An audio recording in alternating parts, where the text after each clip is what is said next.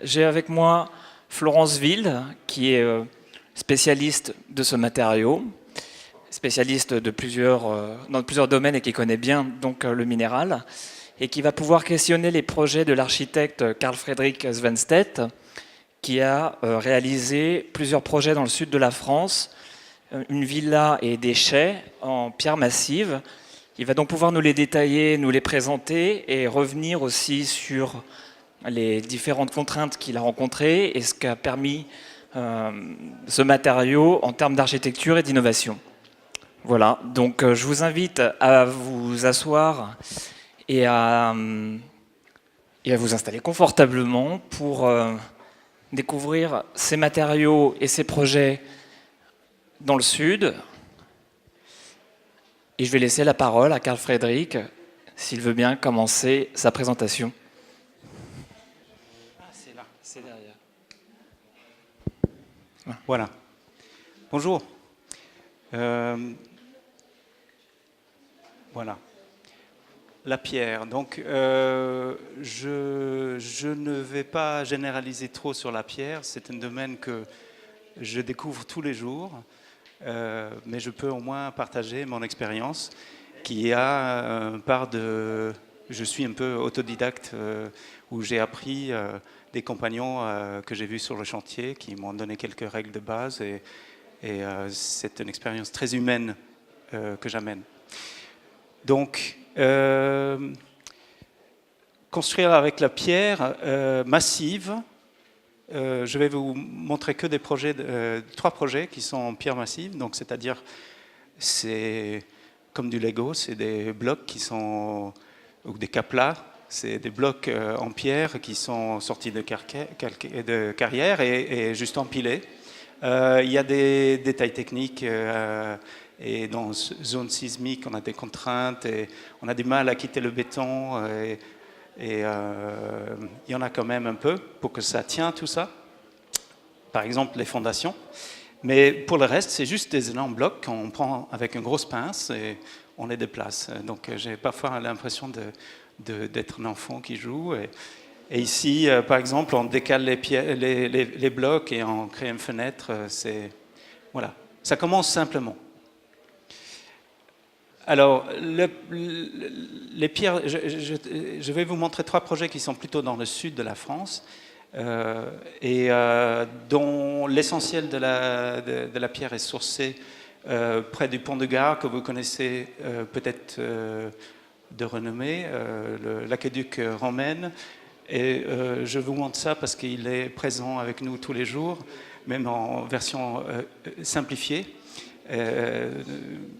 Mais c'est un matériau effectivement qui jusqu'au début du XXe siècle, entre les deux guerres, était le matériau principal de construction en France et en Europe d'ailleurs, et qui aujourd'hui semble assez exotique, mais en fait, voilà. Regardez autour de vous, la plupart des villes sont construites en pierre jusqu'à une certaine période. Alors, ici, ce n'est pas la carrière de Vers, près de Pont-de-Gare, c'est la carrière près d'Opède, mais c'est le même principe. Près du Pont-de-Gare, on est dans une plaine et on enlève des strates pour creuser dans la terre, littéralement, extraire la terre, en quelque sorte. Ici, à Opède, on est en flanc de montagne, mais on découpe des blocs, tout simplement, et on les sort. Qui mènent à des univers assez extraordinaires, parce qu'à Opède en particulier, ils ont creusé dans la montagne, et c'est un peu c'est des lieux d'inspiration pour les architectes. Ici, une autre carrière qui s'appelle Fontvieille, qui est la carrière d'où sortent les logements sociaux construits après la guerre, notamment par Pouillon, merci, d'ici, exactement. Et à cette carrière que j'ai visitée aussi, il y a même des traces, il y a un petit pavillon qui est une sorte de maison de gardien qui en fait est dessinée par Pouillon. C'est assez étonnant. Alors moi j'ai commencé à travailler avec la pierre massive dans le Luberon pour faire une maison où le règlement c'est un parc naturel, donc il y a un règlement très strict sur les matériaux qu'on peut utiliser, et les bâtiments, les maisons devaient être absolument couleur pierre. Et ça me semblait un peu bizarre, et j'ai trouvé que finalement couleur pierre c'était peut-être aussi simple d'utiliser la pierre, ce qui était possible au niveau du prix, premièrement, mais aussi parce que ça réglait pas mal de problèmes. On a des murs en pierre massive, sans rien d'autre, pas d'isolant, etc. C'est un peu plus compliqué d'arriver à faire ça avec la réglementation 2012, mais l'inertie est là et c'est un très grand confort pour les maisons dans le sud en particulier. Au nord, c'est une autre histoire. Et l'autre contrainte dans le Luberon, c'est qu'on ne peut construire que là où il y a déjà des bâtiments. Donc c'est un peu contradictoire. Et d'où les ruines qu'on a décidé. Là, on voit le bâtiment dans son contexte. Il y a des vignes, mais ça c'est du propriétaire, mais je vais vous en parler plus tard. Et vous voyez, c'est pas que de la pierre, évidemment, il y a du bois, beaucoup de verre aussi, un peu de béton. Et voilà l'intérieur de cette maison. C'est l'autre côté de celle que vous avez vue tout à l'heure, où il y a juste un décalage dans les pierres et on insère une fenêtre et le travail est fait. L'intérieur entièrement en bois. Et voilà le projet. Donc, vous voyez la ruine qu'on a décidé de garder ici. Et puis, c'est juste un bloc, un rectangle avec un autre rectangle, et entre les deux, un très grand toit, un peu comme un toit voilà, un peu comme un toit des bâtiments agricoles du coin. Ça, c'était aussi les tuiles canal, autre contrainte locale. Et ça a créé des lieux avec une très grande émotion, parce qu'on a un matériau qu'on peut toucher. C'est aussi simple que ça. Et ici, les ruines, on a aussi intégré la piscine au sein d'un des bâtiments anciens. On a une fenêtre et quand on nage, on voit le coucher du soleil. C'est assez sympa. Un autre projet, ça c'est le château de Celles des Domaines Hautes. C'est dans la Côte de Provence. Un terme, c'est une vignoble. Et le Côte de Provence, en fait, c'est un terme qui a été trouvé, inventé par le grand-père des propriétaires de ce vignoble. Et c'est plus qu'un château, c'est un bastide. Et là, j'aime bien cette image, c'est les patrons pour fabriquer les bouteilles, la forme de bouteille inspirée des amphores. Voilà le site, avec ici le bâtiment principal le long de la route départementale, le château en bas des restanques ici, et ici un petit bâtiment petit. Et un bâtiment agricole aussi qui a été construit en même temps, en partie en pierre également. Alors le bâtiment, on a un paysage ondulant très sensuel, avec des pins parasols, des chênes. C'est un grand bâtiment qu'on a construit, un vrai outil de production pour le vignoble, mais la volonté est de l'intégrer dans la pente, donc il est à moitié enterré. Et le bâtiment même devient une sorte de trait d'horizon contre lequel on peut lire le paysage.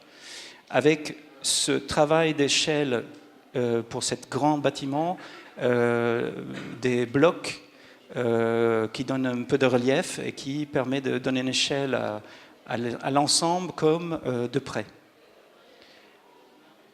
Et c'est un pot, là on voit donc la pente, le système creusé dans la pente, et que cette peau a plusieurs fonctions et s'écarte pour devenir un écran. Parfois, il y a la cour de vendange qui est protégée à l'extérieur, tout comme les bureaux où il y a des parois vitrées mais qui sont protégées du soleil. Alors, construire en pierre massive, c'est un peu déplacer la montagne. C'est-à-dire, on prend la matière et on le déplace. Et parfois, quand je vais dans des carrières, j'ai l'impression de voir le tracé du bâtiment avec les mêmes découpes assez réguliers. Ces blocs qu'on voit là, pour ce projet-là, ces blocs-là sont mathématiques. Ils font 1 mètre par 50 cm d'épais. Et ils sont légèrement vrillés pour créer cet effet de texture. Ils pèsent 1000 kilos, donc c'est exactement 1 tonne. Et le tout a été monté? Oui. Là, il y a un mélange avec du béton, parce que la pierre est... Je peux en revenir, mais dans ce projet-là, dans la maison, les murs sont porteurs du toit. Dans ce projet-là, à quelques exceptions près, l'essentiel du toit et plancher n'est pas porté par la pierre. La pierre fait une façade autoportante, mais il y a particulièrement dû au fait des grands espaces et des grands portées et la réglementation sismique qui était très difficile à gérer avec des murs aussi hauts. On monte très haut. Mais je vais vous montrer d'autres images et expliquer ça. Ici, oui, je parlais d'une aventure humaine et là, il y a deux artisans qui ont monté toutes les façades de ce bâtiment qui fait quand même des murs de 110 mètres de long. Un pierreux et son fils qui s'appelle Pierre. Et c'est assez impressionnant. Ils utilisent des petits outils à la main, comme ça, des brosses, niveaux, une spatule pour mettre un peu de mortier. C'est très, très simple, avec un petit crayon pour tracer l'alignement. Mais avec des murs qui montent quand même au plus haut, à 11 mètres. Et donc ce mur de 110 mètres de long, qui est en partie un bâtiment et en partie un cours fermé. Là, on voit la façade face au restant qui est au château est droite, tandis que la façade le long de la route est courbe, un peu pour suivre la vitesse des passants en voiture. Il y a une rampe pour négocier la pente qui mène à l'entrée. Les visiteurs, il y a une partie de visite publique à ce bâtiment. Donc les visiteurs arrivent au fond. Les personnes qui travaillent là-bas passent par la rampe en bas. Et quand on rentre, on a donc un belvédère et à l'intérieur de l'entrée, une vue plongeant sur les barriques. C'est des foudres, qui est un peu la fierté de ce domaine, qui sont des très grandes barriques en bois. Plus loin, il y a un accueil public avec de la vente. Il n'y a pas de bouteilles ici encore, mais c'est une sorte de bar de dégustation. Les crachoirs intégrés au fond. Et puis, plus loin dans cet espace, une autre vue sur la salle des cuves, la cuverie. Ici, donc, beaucoup d'inox. Et donc, pour les porter, on est obligé d'être en béton, pour des raisons donc, sismiques, mais également pour qu'on aurait pu négocier, je pense, mais pour la gestion du chantier, ces grandes salles, on a choisi de les faire en poteau-poutre en béton, parce que c'est un peu hors dimension. Au lieu de monter les pierres, après poser les poutres, après revenir, c'était assez compliqué. Donc, je parle de questions humaines, mais construire pour le vin, ça nous ramène un peu à la terre parce qu'on est dans des délais de 1 an, parce qu'il y a des vendanges et il faut les respecter, on n'a pas de choix. Voilà la coupe qui explique un peu, je ne veux pas être trop long.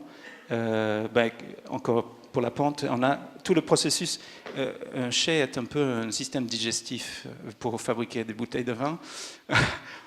Et on a la cour de vendange ici, le vin passe là, dans dans les cuves. Après, il est mis en bouteille, qui est stocké ici, et ça sort par des camions. Et voilà le plan. Donc, le public qui vient visiter marche le long de la Belvédère avec la vue du château de ce côté, protégé de la route, et rentre ici pour une zone pour voir tout le processus. Il y a une salle de dégustation. Après, on a les bureaux.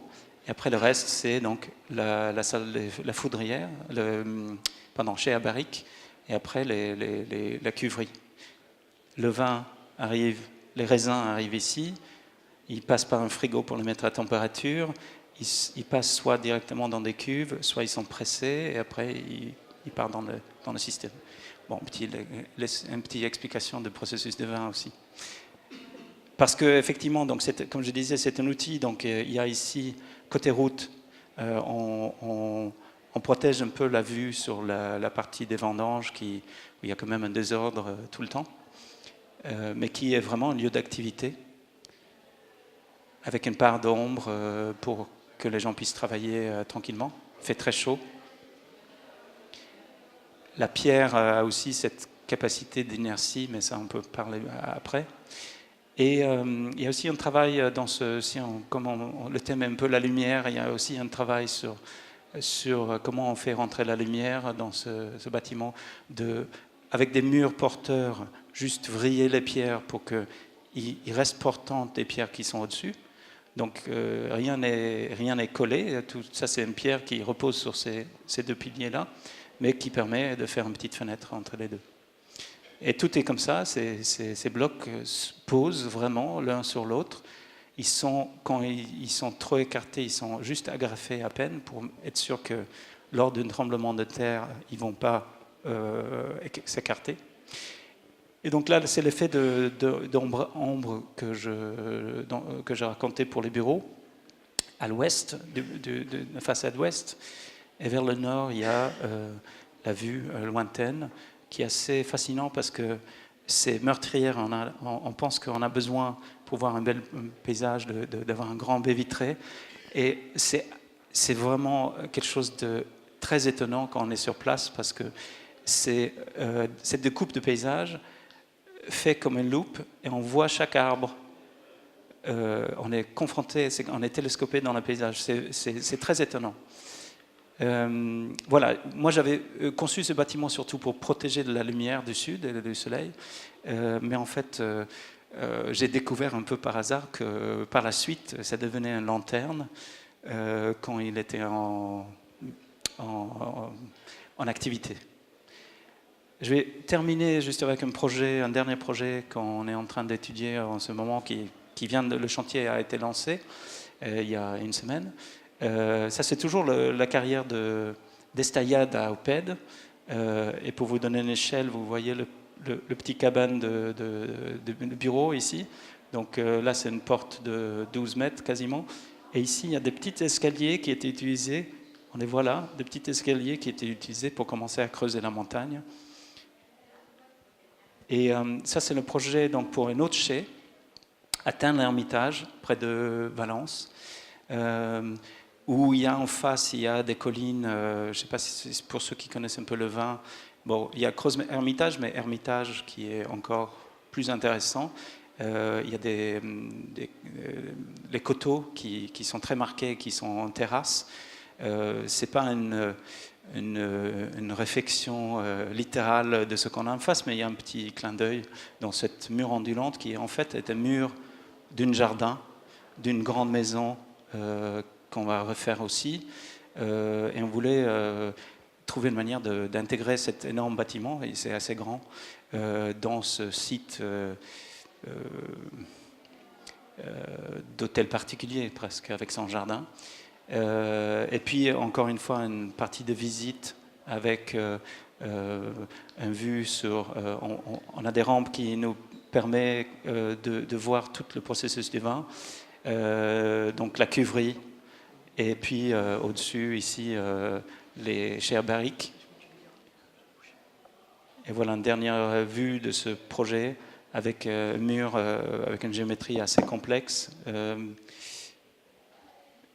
Et voilà la carrière de Fontvieille où il y a les pierres qui attendent déjà, ils étaient déjà découpés, ils vont juste les sortir de terre pour faire le bâtiment que vous venez de voir. Et je peux vous raconter plus de ça, sur ça après, mais voilà. T'arrêtes sur cette image ? J'arrête sur cette image, voilà. Parce qu'en fait, la première des choses qu'il faut comprendre, c'est qu'on pose en... Ah pardon, il marche mieux. Dès qu'on commence à travailler en pierre massive, il faut bien faire attention aux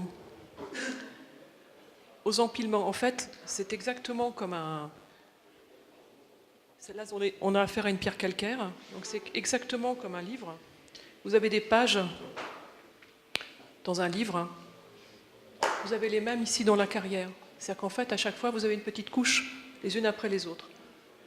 La pierre, elle travaille très bien en compression dans ce sens-là. C'est-à-dire que si vous appuyez sur mon agenda, là, ça va fonctionner. Si vous appuyez dans l'autre sens, ça peut se fissurer, ça peut bouger. Pour la pierre, c'est la même chose. Donc si on peut reprendre une de tes images de bâtiment, dans un sens ou dans l'autre, on peut le voir également. C'est-à-dire que là, le pierreux, il a travaillé exactement dans le sens de, comme dans la carrière, dans le sens de compression de la pierre. Alors c'est un côté aussi très apaisant. Quand vous allez par exemple sous la pyramide du Louvre, Paille, quand il a fait son sol, il a travaillé la pierre à passe, c'est-à-dire là on a 2 pierres, je vous ai amené 2 pierres. J'ai du mal avec mon micro. Voilà, peut-être tu peux m'aider, soit, voilà. En fait, je vais vous les faire passer ensuite. Là, vous avez la pierre dans le sens du lit de la carrière, un contrepasse, et là, vous êtes à passe. On va vous faire passer les pierres ensemble. Et ce qui fait que quand vous êtes sous la pyramide du Louvre, vous avez une impression d'apaisement, puisqu'en fait, la pierre a été placée exactement comme dans la carrière, comme naturellement. Alors si on veut s'amuser, vous pouvez même regarder avec la petite loupe de géologue, parce que là on est sur des calcaires sédimentaires. Regardez avec la loupe, vous posez le directement dessus et vous allez découvrir des tas de choses à l'intérieur si vous mettez votre œil. Vous savez le dire à l'œil nu si on n'a pas de contrepasse ? Pas toujours, pas toujours. Parce qu'on a également des pierres qui ne sont pas des pierres calcaires, sur lesquelles on n'a pas de couche. Par exemple, si vous êtes sur des métamorphiques, des laves, des choses comme ça. Là, c'est des coulées, donc on a des choses très différentes. Ou si on est sur des marbres, on va avoir une réflexion. Je vais vous la faire passer. On a des choses également très différentes. Mais pour la construction en pierre de taille, il faut faire très attention toujours à ce sens-là. Et tout à l'heure, on a vu une photo du pont du Gard. Alors, il y a des voûtes. Donc pour les voûtes, on va travailler les sens de compression. D'un seul coup, dès qu'on est en voûte, le lit va remonter. C'est-à-dire que là, vous êtes à plat, mais dès que vous êtes en voûte, vous voyez le sens de compression qui est récupéré. Le tailleur de pierre va avoir travaillé en fonction de la voûte. Alors ce sens de compression, il faut le conserver bien sûr quand vous êtes en massif, parce que là, c'est un principe important dans la construction. Mais également, si vous êtes en revêtement mince, si vous voulez donner un effet de pierre massive, il faut vraiment le réfléchir, ça. C'est-à-dire que si vous mettez le veinage debout, ou si vous mettez la pierre à plat dans ce sens-là, vous n'avez plus du tout le même effet. Et vous pouvez tout à fait, même inconsciemment, déranger un petit peu si vous n'êtes pas dans le bon sens. Tout dépend de ce que vous souhaitez faire. Mais vous mettez une pierre attachée avec le veinage à contrepasse debout, inconsciemment, on est beaucoup moins à l'aise. Voilà. Alors ça, vous avez donc des calcaires. Là, donc c'est utilisé dans le sud de la France, mais on a ce type de calcaire avec un grain un petit peu plus fin également en région parisienne. En fait, on a toujours construit par rapport aux carrières qui étaient proches de l'endroit où on construisait. Pour Paris, on a toujours tendance à penser que toutes les carrières sont dans Paris ou sous Paris, alors qu'en fait, la pierre arrivait par voie d'eau. Donc on connaît tous les pierres de Saint-Maximin, des choses comme ça, dans l'Oise. Mais il faut aussi penser qu'une grande partie des bâtiments haussmanniens ont été faits en pierre de ville, en pierre de Savonnières-en-Pertois. Donc tous ces calcaires sont Meurthe et Moselle, mais également sur la région de Comblanchien. Ou bien encore, vous avez aussi beaucoup sur Paris des calcaires qui sont un peu moins connus, qui sont la pierre de Soupe, Soupe sous Loing, C'est les calcaires qui ont construit Fontainebleau, qui ont fait par exemple une partie des sols des Tuileries ou le perron de l'Opéra Garnier, par exemple. Ou certains ponts, Kennedy, tout ça, les gares sont faites dans ces pierres-là, qui sont des pierres beaucoup plus dures. Alors si vous voulez les regarder avec la loupe, vous verrez que c'est pas du tout la même chose, si ça vous intéresse. Un coup d'œil, la lumière est là. Vous n'êtes plus du tout sur les mêmes matières. Voilà. Oui. Oui, par rapport bonjour, pardon, excusez-moi. Par rapport à la température, s'il fait -20, c'est tout. Il y a un traitement où ça reste 100% naturel pour éviter, je veux dire, pour les craquelages. Alors, je peux répondre. En fait, en fonction des régions, on a des pierres qui sont possibles ou pas. Pour Paris, on a dans les calcaires de Saint-Maximin, par exemple, les pierres dures que l'on va mettre en soubassement, elles sont au-dessus de la carrière. Et après, vous avez des bancs qui sont beaucoup moins durs, mais qui vont être utilisés en élévation. Les anciens, ils protégeaient toujours ces éléments-là par des rejaillissements, donc en pierre beaucoup plus dure, ou quelquefois sur les corniches, vous voyez un petit morceau de zinc, c'est pour protéger le dessus. Toutes les pierres ne résistent pas au gel. Certaines pierres peuvent aller en dallage de sol, d'autres peuvent aller en couvertine, mais ne peuvent pas aller en dallage de sol, et ainsi de suite. Donc il y a des essais qui sont faits. Et on a des tests, en fonction des régions, les tests demandés ne sont pas les mêmes. Voilà. Je peux rajouter que ces 3 bâtiments que je vous ai montrés sont tous dans le même genre de sorte de pierre, qui est une pierre qui n'est pas dense du tout. C'est, entre guillemets, on pourrait presque dire que c'est une mauvaise pierre, parce qu'une pierre dense a une densité de 3, c'est-à-dire que 3 fois plus dense que l'eau.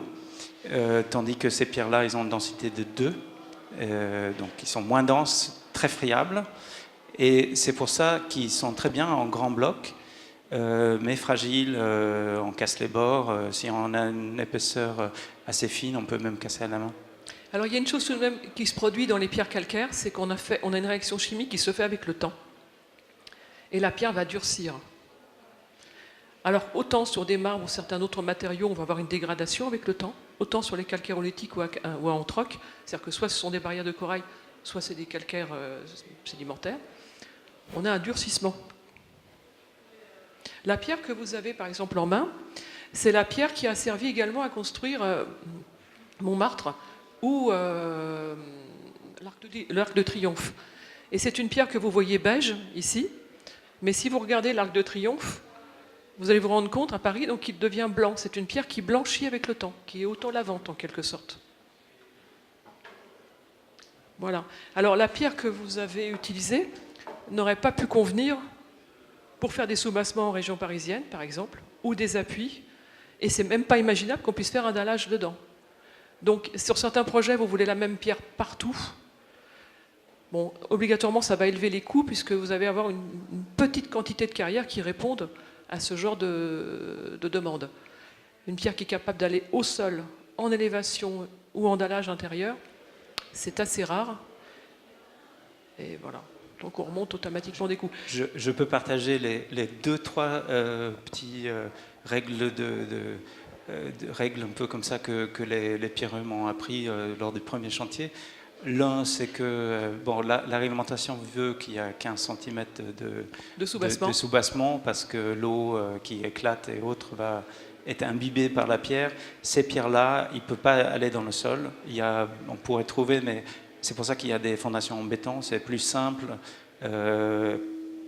moins coûteux, je ne sais pas. Mais en tout cas, les entreprises ont l'habitude de travailler avec ça, et ça permet de faire une sorte de socle sur lequel on va construire en pierre dans ce cas-là. Oui, alors, est-ce que je peux, juste une parenthèse, oui. En fait, les anciens avaient très bien compris ça. Pour éviter les remontées d'eau par capillarité, ils mettaient une pierre dans laquelle il y avait très peu de remontées par capillarité en soubassement. Si vous vous promenez dans Paris, vous verrez, il y a toujours une base beaucoup plus dure. Voilà. Alors, sur Paris, on va avoir des Comblanchiens, on va avoir des pierres de ville, on va avoir des roches franches de Saint-Maximin. Oui, des pierres dures. On a quelquefois des pierres, mais c'est plus rare, qui viennent du sud de la France. Mais généralement, c'est Euville, Saint-Maximin dans les Roches-Franches, la pierre de soupe. Oui. Et quelques autres. L'autre, c'était un appui d'une pierre porteuse. Pour eux, il fallait rester dans les 25 cm dans ce genre de pierre qui est assez fragile. Donc c'est ça qu'on a fait. Donc quand il y a des écarts de façade, les pierres s'écartent, il y a toujours un appui de 25 cm de pierre sur pierre. Il y en a quelques autres comme ça, mais vraiment, on les accumule, mais à la base, c'est assez simple. Oui. Alors en fait, par exemple, pour les sous-bassements, on fait toujours très attention au sens du lit. C'est les pages. Puisque si vous mettez le sous-bassement, si vous inversez le sens de la pierre, c'est exactement quand vous renversez votre café sur un livre. Sur la couverture, ça ne va pas rentrer, mais par contre, si vous le mettez sur la tranche, ça va rentrer. Donc on a toujours dans les essais des essais donc, de remontée d'eau par capillarité, C1, C2, ça dépend du sens dans lequel on va utiliser la pierre. Voilà, écoutez, merci beaucoup. Je trouve que c'était très intéressant parce que ça nous a donné l'occasion de découvrir de très beaux projets. Déjà, merci beaucoup Frédéric de donner à la pierre des lettres de noblesse, voilà, d'essayer aussi de la rendre légère et finalement presque de la faire mentir quelque part pour la détourner et l'alléger. J'ai l'impression que c'est ce que recherchent les architectes aujourd'hui. Et merci Florence d'avoir apporté ces compléments intéressants, techniques et en même temps très accessibles. Voilà, donc oui, pour le dernier mot. Pour le dernier mot, il faut comprendre que quand tout le projet est bien géré, il ne coûte pas plus cher de faire une construction en pierre ou en pierre de taille qu'un béton ou toute autre construction. Je le vis tous les jours. Voilà, écoutez, merci beaucoup. Merci beaucoup. Merci. Donc nous allons enchaîner avec une deuxième conférence avec, en présence de Grégory Ernst et Christophe